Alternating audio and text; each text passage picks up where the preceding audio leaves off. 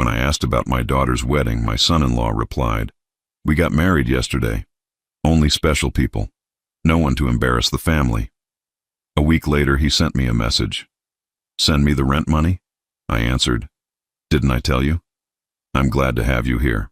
Follow my story until the end and comment the city you're watching from so I can see how far my story has reached. I'm Martin, and at 62 years old, I thought I'd experienced most of life's disappointments. I was wrong. Nothing could have prepared me for the phone call that would shatter everything I believed about being a father. It was a Tuesday morning in October when my neighbor Mrs. Henderson knocked on my door, her face flushed with excitement. She was holding her phone, scrolling through what looked like wedding photos. "Martin, dear, I had no idea Stella was getting married. The photos are absolutely beautiful. You must be so proud." I stared at her, confused. "Wedding photos?" She turned her phone toward me, and there it was. My daughter Stella in a stunning white dress, beaming next to Albert in an expensive tuxedo. The ceremony looked elaborate, held at some upscale venue I didn't recognize. There were at least 50 people in the background, all dressed to the nines, all celebrating what was clearly the wedding of the year. My legs felt weak. When was this taken? Yesterday, according to the Post. Look how radiant she looks. Yesterday. My only daughter had gotten married yesterday, and I knew nothing about it. I thanked Mrs. Henderson somehow, closed the door, and immediately called Stella. It went straight to voicemail. I tried again. Same thing. My hands were shaking as I scrolled through my phone, looking for Albert's number. He answered on the third ring, his voice casual, almost bored. "Oh, hey Martin, what's up?" "What's up?" My voice cracked. "I just found out you and Stella got married yesterday. What's up is that nobody told me my daughter was getting married." There was a pause, then Albert sighed like I was bothering him with something trivial. "Yeah, we got married. It was just a small thing, you know, only special people. We didn't want anyone there who might, well, embarrass the family." Embarrass the family. Those words hit me like a physical blow. I stood there in my kitchen, the same kitchen where I'd made Stella countless breakfasts when she was little, where I'd helped her with homework, where I'd bandaged her scraped knees, and now I was someone who would embarrass her. "Albert, I'm her father." "Look, Martin, it's nothing personal. Stella just wanted everything to be perfect, you know. Classy. We had her boss there, my colleagues, people from the country club. It needed to have a certain image. I wasn't good enough for their image. I thought about my small house, my old car, my work clothes hanging in the closet. I'd been a maintenance supervisor at a manufacturing plant for 35 years before retiring. Honest work. Work that had paid for Stella's college, her car, her apartment when she couldn't find a job right after graduation. "Where is Stella? I want to talk to her." "She's sleeping. The honeymoon was exhausting. We went to Napa Valley. Really expensive place. Worth every penny, though. Honeymoon." They'd gone on a honeymoon while I sat at home completely unaware that my daughter had become a married woman. After Albert hung up, I sat in my living room staring at the photos Mrs. Henderson had shown me. I could see them clearly in my mind. Stella looked happy, genuinely happy. But in all those photos, in that crowd of 50 people, her father wasn't there. I started thinking back, trying to understand when things had changed between us. When Stella was growing up, we were close. After her mother died when Stella was 16, it was just the two of us. We had our routines, our inside jokes. She used to call me every week when she first moved out, sometimes just to ask how to cook something or to complain about her job. But then Albert came into the picture 2 years ago. Slowly, the calls became less frequent. When I did see Stella, Albert was always there, steering conversations, making subtle comments about my house needing updates, my car being old, my clothes being unfashionable. I remembered one dinner at their apartment where Albert had laughed at my confusion over their fancy coffee machine. "It's European, Martin. You probably wouldn't understand." Stella had laughed too, but it wasn't a kind laugh. Looking back now, I could see the pattern, the gradual exclusion. The way Albert would change the subject whenever I mentioned family traditions or stories from when Stella was young. The way Stella started agreeing with his opinions about everything, even when they contradicted things she'd believed her whole life. I had become an embarrassment slowly, so gradually that I hadn't noticed it happening. The man who had raised her, who had sacrificed for her, who had loved her unconditionally, was now too beneath their social aspirations to witness her wedding day. The phone rang that evening. It was Stella, finally calling back. "Daddy?" Her voice was small, uncertain. "Stella, I heard you called Albert. I found out about your wedding from Mrs. Henderson. She saw photos on social media." Silence stretched between us. I waited for an apology, an explanation, some sign that she understood how deeply she had hurt me. "Daddy, you have to understand, it was Albert's family that paid for everything. They have certain expectations." Even her excuse was about money, about appearances, not about love, not about family, not about the man who had raised her alone after her mother died. "I raised you, Stella. I was there for every scraped knee, every nightmare, every broken heart, and you didn't think I deserved to see you get married? It's not about deserving, Daddy. It's about fitting in. Fitting in." I didn't fit into the life she wanted now. The life Albert had shown her was possible if she was willing to leave her past behind. That night I couldn't sleep. I kept thinking about the empty chair where I should have been sitting. About walking her down the aisle, a moment I'd dreamed about since she was little. About the father-daughter dance we'd never have. But what hurt most was realizing that this wasn't a spontaneous decision. They had planned this wedding, sent invitations, chosen a venue, picked a date. Through all of that planning, at no point had my daughter thought her father should be there. I was no longer part of her special moments. I had become the embarrassing secret she kept hidden from her new life. As I lay in bed that night, something shifted inside me. The hurt was still there, raw and deep, but underneath it, something else was growing. A quiet realization that if I didn't matter enough to be at her wedding, maybe I needed to reconsider just how much she should matter in my life. I had no idea that within a week I would discover just how little I truly meant to the daughter I had loved unconditionally for 28 years. The text message came 7 days after I learned about the wedding. 7 days of sleepless nights and a hollow feeling in my chest that wouldn't go away. I was sitting at my kitchen table drinking coffee and trying to focus on the morning news when my phone buzzed. It was from Albert. "Send me the rent money? Send me." I stared at the screen, reading it 3 times before the full audacity of it sank in. No greeting, no acknowledgement of the pain they'd caused, just a demand for money, phrased like it was the most natural thing in the world. My hands trembled as I typed back, "What rent money?" His response came immediately, "For the apartment. It's due tomorrow. Send it to my account." I sat there, phone in hand, feeling something cold settle in my stomach. What apartment? What rent? I called Stella immediately. "Daddy, hi." Her voice was cheerful, like nothing had happened. "Stella, Albert just asked me to send rent money. What's he talking about?" There was a pause, then a nervous laugh. "Oh, that. Well, we've been having some financial difficulties. Albert's between jobs right now, and my salary isn't enough to cover everything." "What does that have to do with me?" Another pause, longer this time. "Well, you've been helping us with the rent for the past few months. I thought you knew that." I felt the blood drain from my face. "I've been what?" "The rent, Daddy. You've been sending us $1,200 every month since June, for the apartment." My mind raced back through my bank statements.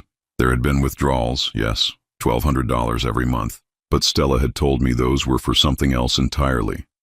"Stella, you told me that money was for your student loans. You said you were having trouble making the payments." Silence. "You said you were struggling with the loan payments, and you didn't want to default. You said it would ruin your credit." "Well," her voice was smaller now, "technically we were struggling financially. You lied to me." "I didn't lie, Daddy. I just simplified the situation." Simplified. She had looked me in the eye for months, spinning stories about student loan hardships, while actually using my money to pay for the apartment she shared with Albert. The apartment where they planned their secret wedding. The apartment I was apparently expected to keep funding while being too embarrassing to invite to their marriage ceremony. "How long, Stella? How long have you been lying to me about what that money was for?" "Since June, but Daddy, we really needed help. Albert's firm laid him off, and I'm barely making enough at the gallery." June. 4 months of lies. 4 months of me believing I was helping my daughter avoid financial ruin, while she was actually funding a lifestyle she couldn't afford with a man who considered me beneath their social circle. "And you never thought to tell me the truth? I knew you'd worry, and I knew you'd want to meet with us about budgeting and all that. Albert doesn't really like when you get involved in our finances. Albert doesn't like it." My own daughter was letting her husband dictate whether her father could be involved in financial decisions that directly affected me. I hung up and immediately called my bank, requesting the last 6 months of statements. As I sat there going through them, the full picture became clear.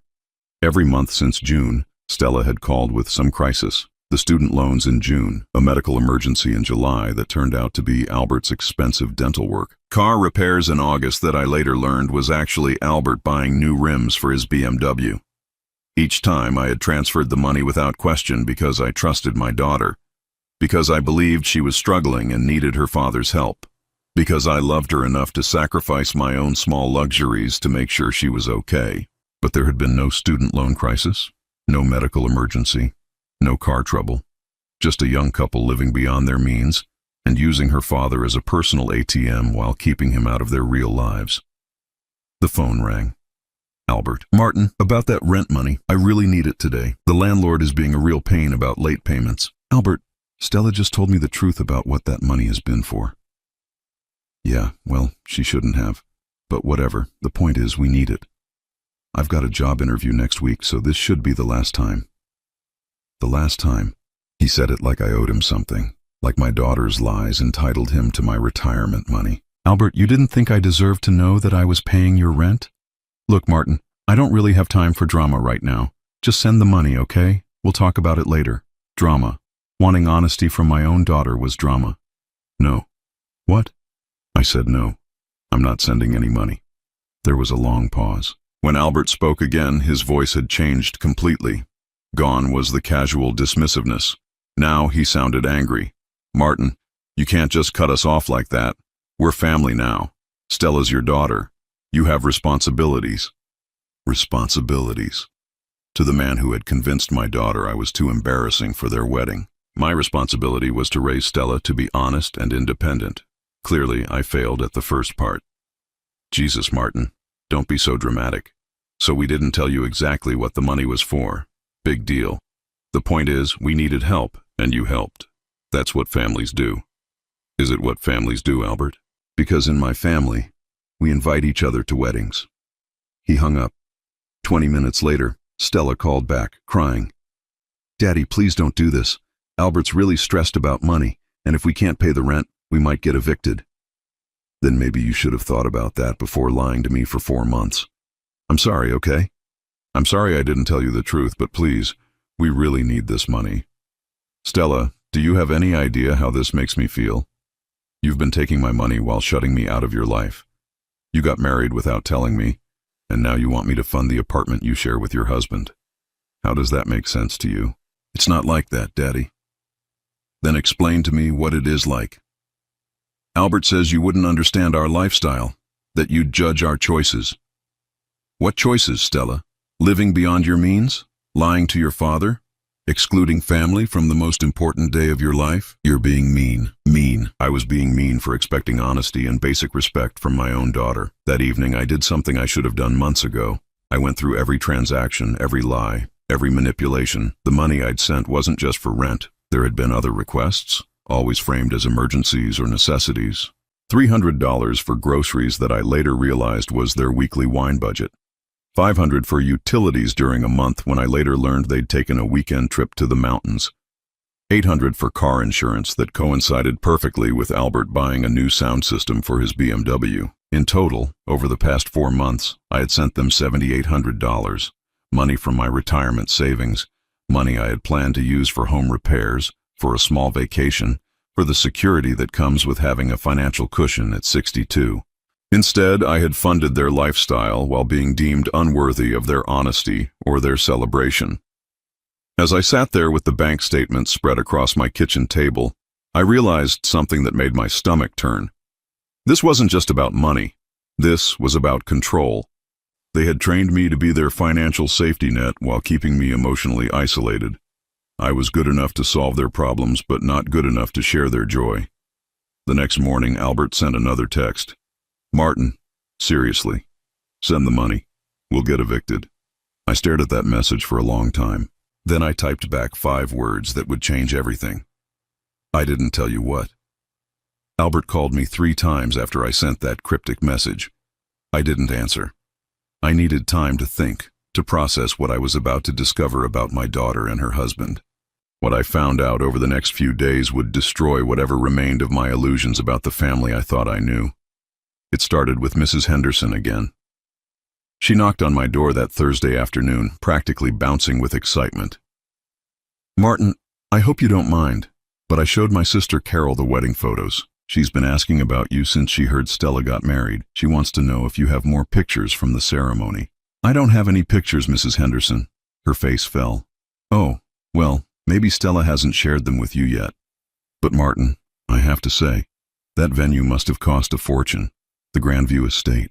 That's where the mayor's daughter got married last year. I heard it's $20,000 just to book the place. $20,000. Just for the venue. I felt sick. And the flowers," she continued, oblivious to my discomfort. "I've never seen arrangements like that. Those white orchids. They must have cost thousands. And did you see how many people were there?" Carol counted at least 60 guests in the background of one photo. 60 guests. A $20,000 venue. Orchid arrangements worth thousands. This wasn't the small, intimate ceremony Albert had described. This was an elaborate, expensive wedding that someone had paid for while I sat at home, completely unaware it was happening. After Mrs. Henderson left, I did something I hadn't done since Stella was a teenager sneaking out at night. I started investigating. I found Stella's Instagram account, which she had never shared with me. The wedding photos were all there, posted for the world to see. The caption under the main photo read, "The most perfect day with my perfect husband and our perfect families. So grateful for everyone who made this magical day possible. Our perfect families." I scrolled through the comments, looking for some mention of me, some explanation for why the bride's father wasn't in any photos. Instead, I found comments from people I didn't recognize. People praising the elegant affair and asking about the gorgeous venue. One comment stood out. "Albert, your parents threw the wedding of the century. Your mom's planning skills are incredible." Albert's parents had paid for the wedding, the same parents who, according to Albert, had certain expectations about who should be invited. The same parents who had apparently decided that Stella's father didn't meet their standards. I kept scrolling through Stella's social media, going back months. What I found painted a picture of a life I didn't recognize. Photos of expensive dinners, weekend trips to wine country, shopping sprees at high-end stores, and in many of the photos there were other people. Albert's colleagues, his family, Stella's new friends from what she called her gallery crowd. In one photo from 2 months ago, Stella was at what looked like an expensive restaurant with Albert's parents. The caption read, "So lucky to have such amazing in-laws who treat me like their own daughter, like their own daughter." While I was sending rent money for an apartment I thought she couldn't afford, she was being treated like a daughter by Albert's family. The family that had money for elaborate weddings and expensive dinners, but had somehow decided that the man who actually raised her wasn't worthy of inclusion. That evening, I called my neighbor Jim, whose son worked at the same gallery where Stella claimed to be barely making ends meet. "Hey Jim, I hope you don't mind me asking, but how's business at that art gallery downtown? The one where Stella works?" "Oh, it's doing great. My son says they've been incredibly busy. Great location, wealthy clientele. Stella's doing really well there too, from what I hear. Management track, good salary. My son mentioned she's making close to $60,000 a year now. $60,000 a year. That was more than I had made in my last few years before retirement, and yet she had been telling me she could barely afford her student loan payments." I hung up and immediately went to my computer. If Stella was making $60,000 a year and Albert had been between jobs for only a few months, how were they unable to afford $1,200 in rent? The answer came when I decided to drive past their apartment building the next morning. I had never actually seen where they lived. When I got there, I understood everything. It wasn't just an apartment, it was a luxury complex in the most expensive part of town, the kind of place with a doorman, valet parking, and rent that probably started at $3,000 a month. I sat in my car staring at the building, realizing that my $1,200 wasn't covering their rent. It was probably covering less than half of it. They weren't struggling to survive. They were struggling to maintain a lifestyle that was far above their means, and they had decided that I should help fund it while being kept ignorant of the truth. That afternoon, I got a call from Stella. Her voice was strained, worried. "Daddy, Albert told me you're being difficult about the rent money." "What did you mean when you said you didn't tell him something?" "I meant that there are things about my finances that you and Albert don't know." "What kind of things?" "The kind of things that might surprise you." There was a long pause. "Daddy, you're scaring me. Are you okay? Are you having money problems?" "Money problems." She was worried that I might not be able to continue funding their lifestyle. Stella, I want you to answer something honestly. How much is your rent? Another pause. Why do you want to know that? Because I've been paying what I thought was your rent for 4 months, and I think I deserve to know what I'm actually paying for. Daddy, it's complicated. It's a simple question, Stella. How much do you pay in rent every month? $2,800. My heart sank. I had been sending them $1,200 toward a $2,800 apartment. An apartment that, combined with Stella's $60,000 salary, they should have been able to afford without my help if they had made reasonable choices. And Albert? What happened to his job? He's between positions right now. When did he lose his job? In April. April. He had been unemployed since April, but they hadn't asked for my help until June. That meant they had tried to maintain their expensive lifestyle for 2 months before deciding to bring me in as their financial backup plan.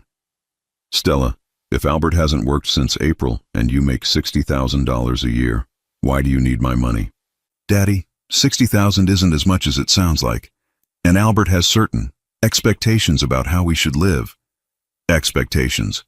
Albert expected to live in a luxury apartment and maintain an expensive lifestyle even while unemployed, and my daughter had decided that I should help make that possible. What about Albert's parents? They paid for your wedding. Can't they help with living expenses? They don't believe in enabling dependency. They think Albert should figure things out on his own. The irony was stunning. Albert's wealthy parents wouldn't enable their son's poor financial choices, but they expected Stella's father to do exactly that. And Stella had gone along with it, lying to me for months to ensure the money kept flowing. Stella, I need you to understand something. I've been living on a fixed income since I retired. The money I've been sending you has come from my savings. Money I set aside for emergencies, for home repairs, for the possibility that I might need medical care I can't afford. I know, Daddy, and we're grateful. Are you? Because grateful people don't usually lie about what they need money for. Grateful people don't exclude their father from the most important day of their lives. That wasn't about being grateful or not grateful. That was about Albert's family and their expectations. So Albert's family's expectations matter more than your father's feelings? She didn't answer right away. When she finally spoke, her voice was quiet. Daddy, I love you, but Albert is my husband now. I have to think about our future, about fitting into his world, the world where I was too embarrassing to be seen but wealthy enough to be useful. That night, I made a decision that would change everything. I opened my laptop and began researching something I had never thought I would need to know about: how to protect myself from financial manipulation by family members. What I learned was enlightening and heartbreaking. There were entire websites dedicated to helping people who had been financially exploited by their own children. Stories from parents who had discovered too late that their generosity had been taken advantage of by adult children who saw them as nothing more than a source of money. I also learned something else, something that made my blood run cold. According to one website, financial exploitation often escalated. Adult children who successfully manipulated one parent for money often became more demanding, more entitled, more creative in their requests. They frequently involved spouses or partners in the manipulation, creating a united front designed to maximize the financial benefit while minimizing the emotional connection. The pattern was predictable. Start with legitimate-sounding emergencies, gradually increase the frequency and amount of requests, involve emotional manipulation about family loyalty, and always maintain that the parent was obligated to help because of their relationship. Reading those words, I realized that Albert's demand for rent money wasn't the end of something. It was the beginning. If I continued to enable this behavior, it would only get worse. But I also realized something else, something that gave me the first glimmer of hope I had felt since learning about the wedding. I wasn't powerless in this situation. I had something they needed, and I had the right to control how it was used. For the first time in months, I held the cards in this relationship. The question was, what was I going to do with that power? The confrontation I'd been dreading came on a Saturday morning. I was in my garage, organizing tools I hadn't used in months, when I heard a car door slam in my driveway. Through the window, I saw Albert's BMW parked behind my old Honda. Both Albert and Stella were getting out, and neither looked happy. I had been expecting this visit since I stopped responding to their calls 3 days ago. After Albert's last angry voicemail demanding to know what my cryptic message meant, I knew they would eventually show up in person. They didn't knock. Stella used her key, the one I had given her years ago for emergencies. I heard the front door open and their voices carrying through the house. "Dad, we need to talk." I walked into the living room to find them both standing there. Stella looked nervous, fidgeting with her purse strap. Albert looked angry, his jaw set in a way that reminded me of a teenager about to throw a tantrum. "Sit down," Albert said, gesturing to my own couch like he owned the place. "I'm fine standing," I replied. "Martin, we need to clear some things up," Albert continued, his tone condescending. "This game you're playing, this mysterious message thing, it's getting old. We need the rent money, and we need it today." "What game, Albert? Don't act stupid. That message about not telling me something. What were you talking about?" I looked at Stella, who was staring at the floor. "Did you tell him about our conversation? About the real cost of your rent?" She nodded without looking up. "Good. Then he knows that I've been paying less than half of your actual living expenses while thinking I was covering your basic needs." Albert's face flushed red. "So what? You're her father. You're supposed to help." "Help with what, Albert?" "Help you live beyond your means. Help you maintain a lifestyle you can't afford." "We're not living beyond our means. We're living appropriately for our social circle." "Our social circle. The social circle that didn't include me." "Albert, you've been unemployed for 6 months. Stella makes a good salary, but not enough to cover a luxury apartment and the kind of lifestyle I've seen on her social media. You're absolutely living beyond your means. That's temporary. I have job prospects. For 6 months, you've had job prospects. Meanwhile, I've been subsidizing your life while being told I'm too embarrassing to attend your wedding." Stella finally looked up. "Daddy, that's not fair." "What's not fair, Stella?" "That I'm upset about being excluded from your wedding, or that I'm questioning why I should pay for an apartment I'm not allowed to visit." "You can visit anytime you want." "Can I? When, Stella? When have you ever invited me over? When have you ever said, 'Dad, come see our place'? In 4 months of paying your rent, have you ever once suggested I see where my money is going?" She opened her mouth, but nothing came out. Albert stepped forward, his voice getting louder. "Look, Martin, I don't know what kind of head games you're trying to play, but this is simple. Family helps family. You help us, we appreciate it, everyone moves on." "And what do I get in return, Albert?" "What do you mean?" "I mean, in this family arrangement where I help you, what do I get? Honesty? Respect? Inclusion? Because so far, all I've gotten is lies and exclusion. You get the satisfaction of helping your daughter. Do I? Because it doesn't feel like I'm helping my daughter. It feels like I'm enabling 2 adults who refuse to live within their means." Albert's composure finally cracked. "You know what your problem is, Martin? You're bitter. You're bitter because we have a better life than you do. And instead of being happy for us, you want to drag us down to your level." The words hit like a slap. Drag them down to my level. This from a man who hadn't worked in 6 months but still expected to live like he had a 6-figure income. "Albert, what level is that exactly? The level where I pay my own bills? The level where I don't lie to my family? The level where I treat people with basic respect? The level where you live in a tiny house and drive a 15-year-old car and act like that's something to be proud of?" "I am proud of it. I paid for that house myself. I earned every payment on that car. I've never asked anyone else to fund my lifestyle." Stella stood up suddenly, tears in her eyes. "Stop it, both of you. This isn't helping anything." "You're right, Stella. It's not helping. What would help is honesty. What would help is being treated like family instead of like a bank."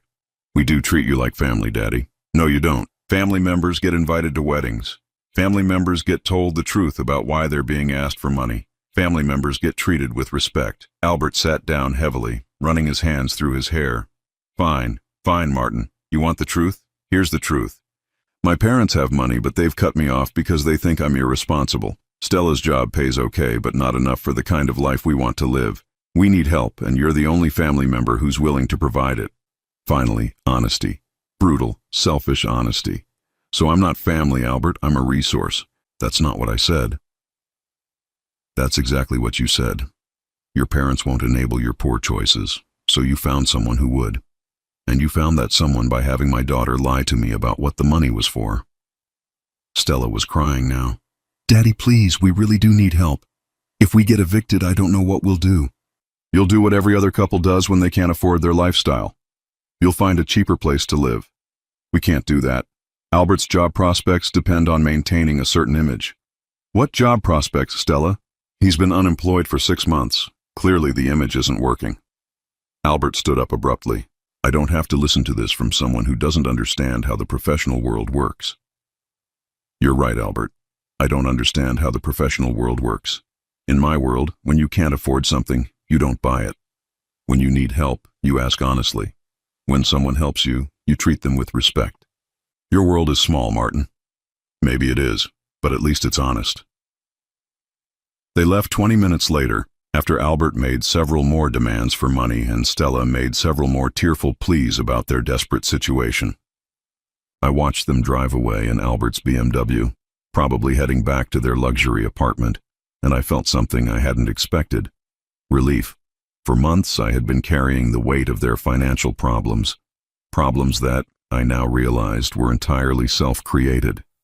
They weren't struggling because of bad luck or unforeseen circumstances. They were struggling because they had chosen to live a lifestyle they couldn't afford and expected someone else to subsidize it. That evening, I did something I hadn't done in years. I called my brother Robert in Phoenix. "Martin, good to hear from you. How are things?" "They've been better, Rob. I need some advice." I told him everything. The secret wedding, the lies about the money, the confrontation that morning. Robert listened without interrupting, occasionally making small sounds of disbelief. "Jesus, Martin, I'm sorry. That's brutal. The thing is, Rob, I don't know what to do. She's still my daughter." "Is she?" "I mean, I know she's your biological daughter, but is she acting like your daughter?" The question hit me hard because I knew the answer. "What would you do, Rob?" "Honestly, I'd cut them off completely, but that's easy for me to say since it's not my kid. But what if she really does get evicted? What if they end up homeless?" "Martin, they won't end up homeless. Albert's parents have money. Stella has a job. They have options. They just prefer the option where you pay for their choices." After I hung up, I sat in my living room thinking about what Robert had said. They had options. They weren't helpless victims of circumstances beyond their control. They were adults who had made a series of poor decisions and were looking for someone else to bear the consequences. But there was something else bothering me, something that went beyond the money and the lies. It was the way Albert had spoken to me in my own home. The casual disrespect, the assumption that he could make demands of me, the suggestion that my life was somehow inferior to theirs. I had spent my entire adult life working hard, saving money, living within my means. I had raised a daughter on my own after my wife died, sacrificing my own wants to make sure Stella had what she needed. I had never been rich, but I had always been honest, always been responsible, always been there for the people I loved. And now I was being told that my life was small, by a man who couldn't hold a job and expected his father-in-law to pay his bills. That night, I made a decision that would change everything. I wrote a letter to Stella, explaining exactly how I felt and exactly what I was going to do. I didn't mail it that night. I wanted to sleep on it to make sure I was making the right choice. But as I lay in bed, I realized something important. For the first time in months, I felt like myself again. Not like a walking ATM. Not like an embarrassing relative. Not like someone whose only value was financial. I felt like a man who deserved better than what he was getting from the people who were supposed to love him most. The next morning, I mailed the letter. In it, I told Stella that I would no longer be sending money for any reason. I told her that when she was ready to have an honest relationship with her father, she could call me, and I told her that I loved her, but I wouldn't allow myself to be used anymore. 3 days later, my phone started ringing. I didn't answer. I wasn't ready to hear the arguments, the pleas, the accusations. I needed time to get used to the idea that I had finally stood up for myself. What I didn't know was that my decision would force a confrontation that would reveal just how deep the manipulation went and how far Albert was willing to go to maintain control over the situation. I was about to discover that the rent money was just the beginning of what they had planned for me. The pounding on my door started at 7:30 on a Thursday morning, 2 weeks after I had sent the letter cutting off all financial support. I was in my kitchen making coffee when the violent knocking began, followed immediately by Albert's voice shouting my name. "Martin, open this door. We need to talk." I looked through the peephole and saw both of them standing on my porch. Albert was pacing like a caged animal, his face red with anger. Stella stood behind him, and even through the distorted view of the peephole, I could see she had been crying. I opened the door, but didn't invite them in. "We got your letter," Albert said immediately, waving the envelope in my face. "What the hell is this supposed to mean?" "It means exactly what it says, Albert. I'm not sending any more money." You can't just cut us off like that. Actually, I can. It's my money. Stella stepped forward, her voice breaking. Daddy, please. We're about to lose everything. Everything meaning what, Stella? Your luxury apartment? Your expensive lifestyle? Our home, Daddy. We're going to lose our home. It's not your home if you can't afford it without someone else paying the bills. Albert pushed past me into my house without being invited. We need to settle this like adults, Martin. Get out of my house, Albert. Not until we work this out. He sat down on my couch like he owned it. Look, I get that you're upset about the wedding thing. Fine. We should have handled that differently. But this financial tantrum of yours needs to stop. Financial tantrum, as if expecting honesty and respect from my own daughter, was childish behavior. Albert, I want you to leave. Now. I'm not leaving until you agree to keep helping us. Stella is your daughter. You have an obligation. My obligation was to raise her to be an independent, honest adult. Clearly, I failed. Stella started crying harder. Daddy, how can you say that? Because it's true, Stella. An honest adult doesn't lie to her father for months about why she needs money. An independent adult doesn't expect someone else to subsidize her lifestyle. Albert stood up, his face getting redder. You know what your problem is, Martin? You're jealous. You're jealous because we have opportunities you never had. What opportunities, Albert? The opportunity to live beyond your means? The opportunity to lie to family? The opportunity to be supported by someone else's retirement savings? The opportunity to be part of something bigger than this? He gestured around my small living room. The opportunity to matter. I do matter, Albert. Just not to you. You matter as Stella's father. That comes with responsibilities. It also comes with rights. The right to honesty, the right to respect, the right to be included in my daughter's life. You were included. You're being included right now. I'm being included in your financial problems. I wasn't included in your wedding, your celebrations, your actual life. I'm only included when you need something. Stella wiped her eyes and looked directly at me. Daddy, if you don't help us, we're going to be evicted next week. Then you'll need to find somewhere else to live. We can't afford anywhere else. You can't afford where you're living now, Stella. That's the problem. Albert started pacing again. This is ridiculous. Martin, you're retired. You're living alone in a house that's too big for you. You don't have major expenses. You can afford to help us. Whether I can afford it isn't the point. Then what is the point? The point is that I shouldn't have to. She's your daughter, and you're her husband. Taking care of her is your job now, not mine. Albert's voice got louder. You're being selfish. I'm being selfish? I've sent you over $7,000 in 4 months while being lied to about what it was for.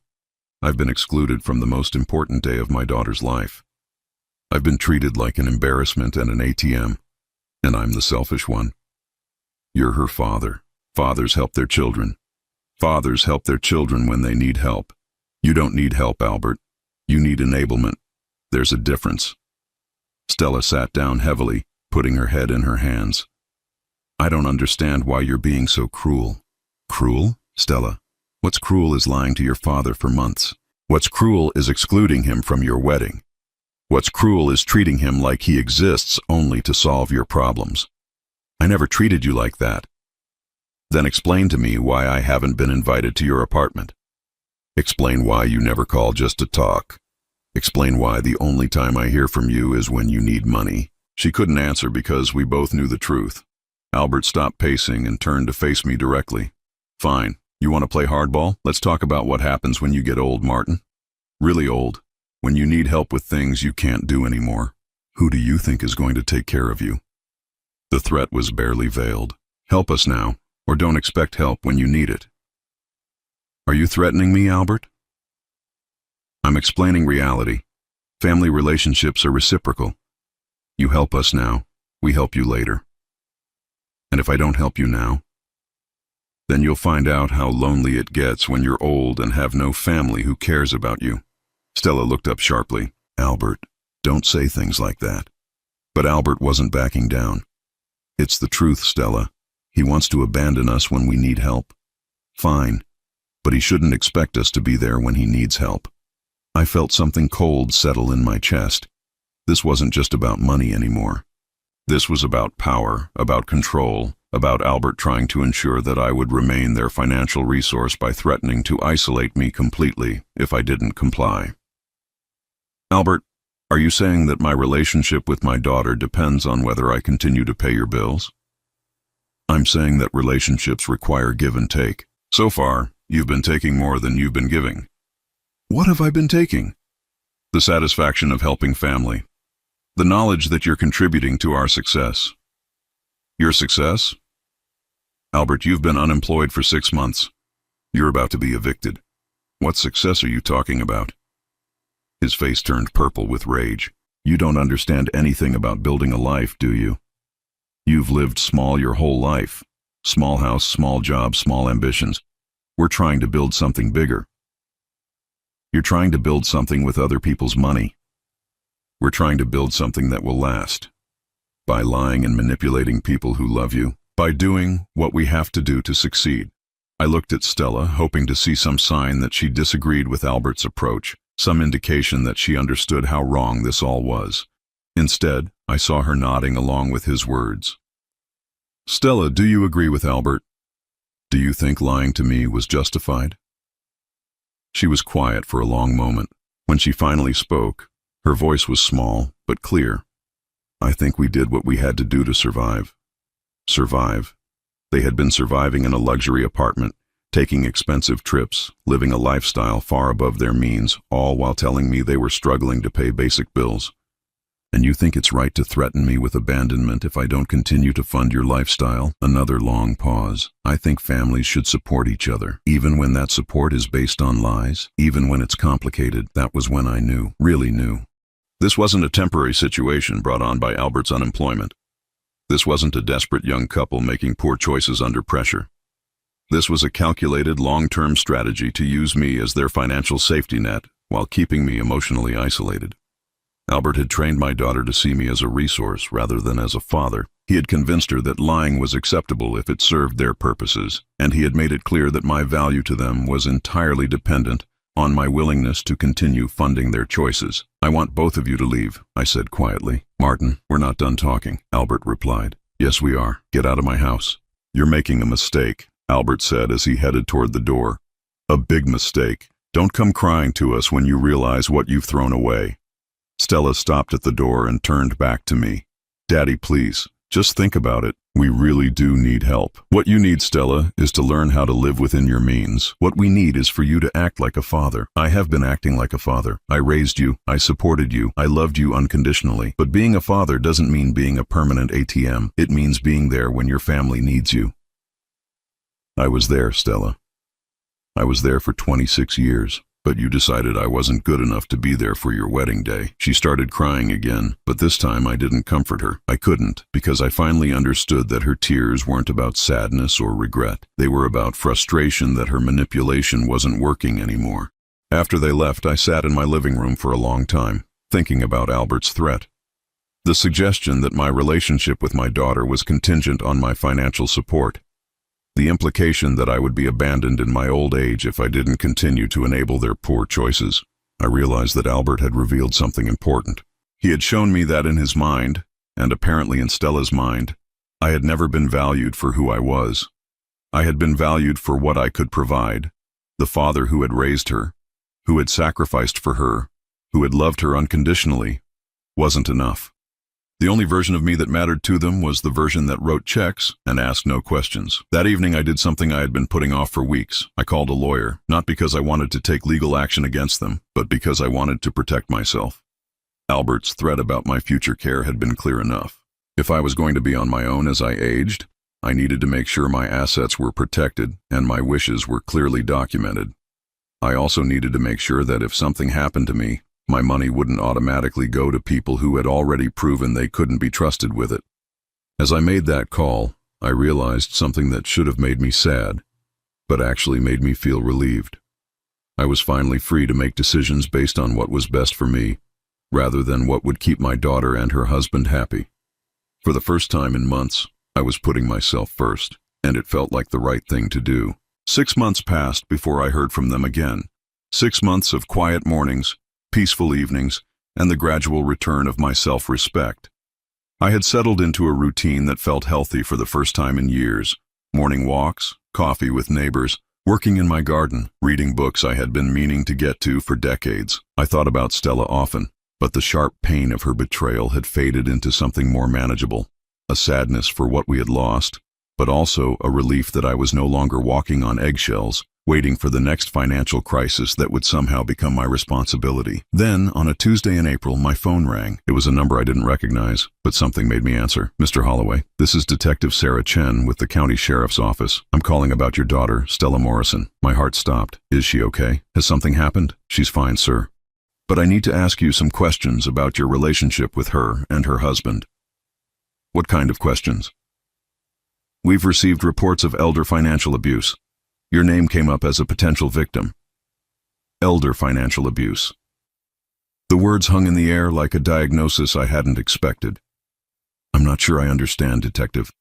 Could we meet in person, Mr. Holloway? I think it would be easier to explain face to face. An hour later, Detective Chen sat in my living room, a woman in her 40s with kind eyes and a no-nonsense manner. She pulled out a small notebook and looked at me carefully.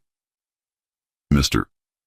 Holloway, we've been investigating Albert Morrison for several months now. His name has come up in connection with multiple cases of financial manipulation involving family members. Multiple cases.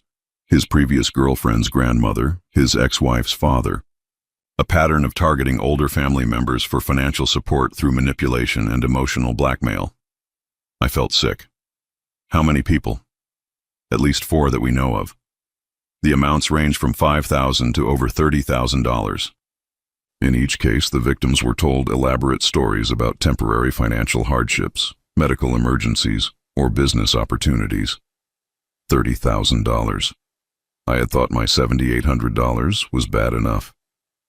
The reason I'm here, Mr. Holloway, is that your daughter contacted our office 3 weeks ago. Stella called you? She came in person. She wanted to report that her husband had been financially abusing you without her knowledge. I blinked, trying to process what I was hearing. Without her knowledge? According to your daughter, she recently discovered that Albert had been lying to her about your financial contributions. She claims she thought you were helping with small amounts for groceries and utilities, not paying substantial portions of their rent and living expenses. That's not true. Detective Chen looked up from her notebook. Can you explain? Stella knew exactly what I was paying and why. She's the one who asked for the money. She's the one who lied about what it was for. Are you certain about that? I have bank records. I have text messages. Stella called me directly every month to ask for money. She gave me detailed stories about student loans and medical expenses and car repairs. Albert was often right there when she made the calls. Detective Chen made notes. Do you still have those text messages? Some of them. Mr. Holloway, I need to tell you something else. Your daughter is filing for divorce. The room seemed to tilt slightly. Divorce? She filed papers last week. She's claiming that Albert manipulated her into participating in financial fraud against you, and that she's willing to testify against him if charges are filed. I sat back in my chair, trying to understand what was happening. Stella was divorcing Albert and claiming he had manipulated her into lying to me. But I knew that wasn't true. I had spoken directly with Stella every time money changed hands. Detective, I need you to understand something. My daughter was a willing participant in this. She wasn't manipulated. She was a partner. Are you willing to make a formal statement to that effect? I am. Detective Chen closed her notebook. Mr. Holloway, I have to ask, do you want to press charges? The question hung in the air. Did I want to press charges against my own daughter? Against the girl I had raised, loved, sacrificed for? Can I think about it? Of course, but I should tell you, if you don't press charges, Albert will likely face minimal consequences, and your daughter's divorce attorney is already working on the narrative that she was an innocent victim of her husband's manipulation. After Detective Chen left, I sat in my garden for hours, thinking about what she had told me. Stella was trying to rewrite history, to paint herself as another victim of Albert's schemes rather than as a willing participant. The worst part was that it was a smart strategy. Everyone would want to believe that a daughter had been manipulated into betraying her father, rather than accepting that she had made a calculated choice to prioritize money over family. But I knew the truth. I had been there for every phone call, every tear-filled story about financial hardship, Every manipulation designed to make me feel guilty for having boundaries. Stella hadn't been Albert's victim. She had been his partner. 3 days later, Stella called me directly. "Daddy? It's me." Her voice was small, uncertain, nothing like the confident woman who had demanded rent money and dismissed my hurt feelings about the wedding. "Hello, Stella. I need to see you. There are things I need to explain." "I think you've explained enough." "Please, Daddy, just give me one chance to tell you what really happened." Against my better judgment, I agreed to meet her. Not at my house, not at a restaurant, but at a park where we could talk privately without the pressure of an intimate setting. She was waiting when I arrived, sitting on a bench near the pond where I used to bring her to feed ducks when she was little. She looked thinner than I remembered, older somehow. "Thank you for coming," she said as I sat down beside her. "What did you want to tell me, Stella?" "I want you to know that I never meant for things to go as far as they did." "How far did you mean for them to go?" "I thought it would just be temporary. A few months of help while Albert found a new job." "And the lies about what the money was for?" "Albert said you'd be more likely to help if you thought it was for something responsible like student loans. So you decided to lie to me." "I decided to make it easier for you to say yes." "Easier for me or easier for you?" She was quiet for a moment. "Easier for me." Finally, honesty. "Stella, the detective told me you're filing for divorce." "I am, Albert. He's not who I thought he was." "What changed your mind?" "I found out about the other families, the other people he'd done this to." "And that bothered you?" "Of course it bothered me." "But doing it to your own father didn't bother you?" She started crying. "Daddy, I was wrong. I know I was wrong. But Albert made it seem like it was normal, like all families helped each other this way. By lying? By doing whatever was necessary." "Stella, do you understand that what you did to me wasn't love? It wasn't family support. It was manipulation. I know that now. Do you? Because you're sitting here telling me that Albert made you do it. But I was there for every conversation. I heard your voice making every request. I saw your tears when I hesitated. That wasn't Albert manipulating you. That was you manipulating me." She cried harder. "I know, I'm sorry. I'm so sorry. Are you sorry that you did it? Or are you sorry that it didn't work? I'm sorry that I hurt you. Are you sorry that you lied to me?" A longer pause. "Yes." "Are you sorry that you excluded me from your wedding?" "Yes." "Are you sorry that you treated me like an ATM instead of like your father?" "Yes." "Then why, Stella, are you telling the police that Albert manipulated you into doing all of this?" She wiped her eyes. "Because I need to protect myself." There it was, the truth behind the tears and the apologies. She wasn't sorry for what she had done to me. She was sorry for the consequences she was facing, and she was willing to throw Albert under the bus to avoid them. "Stella, I want you to listen to me very carefully. I'm not going to press charges against you or Albert." Her face lit up with relief. "But," I continued, "I'm also not going to lie to protect you. If the police ask me what happened, I'm going to tell them the truth. The whole truth." "Daddy, please. If you tell them I was involved, I could lose my job. I could lose everything. You should have thought about that before you decided to lie to your father for months. Please, I'm begging you." "Stella, you made choices, adult choices. You chose to lie, to manipulate, to exclude me from your life while taking my money. Those choices have consequences. But I'm your daughter." "Are you?" "Because daughters don't usually treat their fathers the way you treated me." She stared at me, and I saw something in her eyes I had never seen before. Fear, real fear that she might actually have to face the consequences of her actions without someone else stepping in to protect her. "What do you want from me?" she asked finally. "I don't want anything from you, Stella. I want you to take responsibility for what you did and figure out how to live with it." "And then what? Do we try to rebuild our relationship?" I looked at her sitting there, still trying to negotiate her way out of accountability, and I realized something important. The daughter I had raised, the one I had loved unconditionally, was gone. Maybe she had never really existed at all. "I don't know, Stella. That depends on who you decide to become." 6 months later, I heard through neighbors that Albert had pleaded guilty to elder fraud charges and received probation and restitution orders. Stella had avoided criminal charges but lost her job when the investigation became public. They had both moved away, separately. Albert back to his parents' house, Stella to an apartment across town that she could actually afford on her reduced income. I never heard from either of them again, but I did hear something else. Mrs. Henderson told me that her niece, who worked at a legal aid clinic, had mentioned a young woman who had come in seeking help with bankruptcy proceedings. A woman who had learned too late that the lifestyle she thought she deserved had cost her everything that actually mattered. I felt sad when I heard that, not because I wanted to help, but because I realized that some lessons can only be learned the hard way.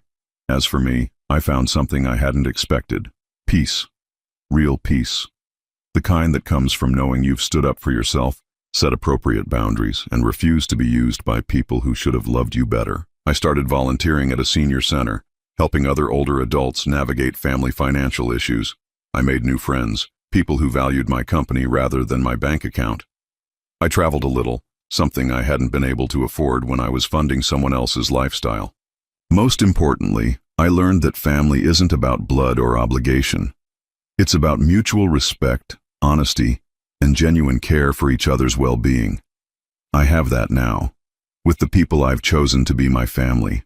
People who would never dream of lying to me or using me or excluding me from their important moments. I'm 63 now, and for the first time in years, I'm genuinely happy. Not because I have everything I want, but because I finally have something I had lost: my self-respect. Sometimes the best thing you can do for someone you love is to stop enabling them to hurt you.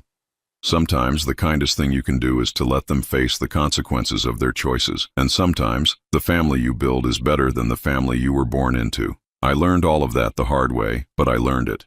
And that knowledge, painful as it was to acquire, has given me something invaluable: the freedom to live the rest of my life on my own terms. That freedom is worth more than any amount of money I ever gave away. Now I'm curious about you who listened to my story. What would you do if you were in my place? Have you ever been through something similar? Comment below. And meanwhile, I'm leaving on the final screen 2 other stories that are channel favorites, and they will definitely surprise you. Thank you for watching until here.